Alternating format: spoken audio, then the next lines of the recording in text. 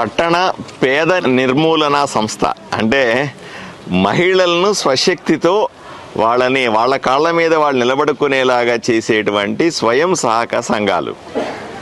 ఇది మన ఆదోనిలో సుమారుగా 31,000 మంది మహిళలు, ఒక ఆదోనిలోనే చెప్తున్నాను, 31,000 మంది మహిళలు ఇలా సంఘాలుగా ఏర్పడి తమకు తాము ఏదో వ్యాపారం చేసుకోవడమో, తమకు తాము కాళ్ళ మీద నిలబడుకోవడానికి, డబ్బు సంపాదించడానికి ఏదో రకమైన ఏర్పాట్లు చేసుకోవడమో చేస్తూ ఉన్నారు.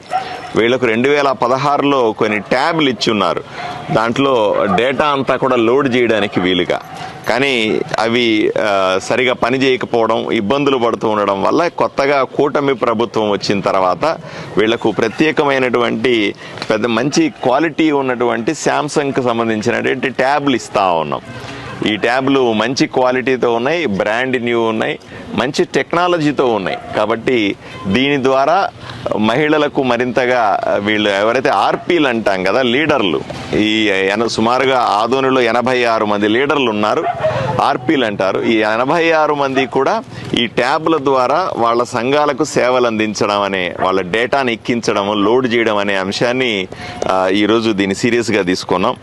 సుమారుగా ఈ 31,000 మంది మహిళలు ఎవరైతే సంఘాలుగా ఏర్పడి బ్యాంకుల ద్వారా రుణాన్ని తీసుకుని మళ్ళీ తిరిగి చెల్లించి తమ సంఘాల బలాన్ని పెంచుకుంటూ, అంటే ఒకసారి డబ్బులు తీసుకొని కట్టేస్తే మరింత ఎక్కువ డబ్బులు వస్తాయి, మళ్ళీ తీసుకొని కట్టేస్తే ఇంకా ఎక్కువ డబ్బులు వస్తాయి. ఆ రకంగా తమను తమ కుటుంబాలని పోషించుకుంటూ, తమ పిల్లలను చదివించుకుంటూ ఎంతో గొప్ప పని చేస్తున్నటువంటి ఈ పొదుపు సంఘాల మహిళలకందరికీ కూడా నేను శుభాకాంక్షలు తెలియజేస్తూ, ఈ ఆర్పీలు ప్రత్యేకంగా మా ఆదోనిలో ఉన్నటువంటి ఆర్పీలు చాలా బలవంతులు.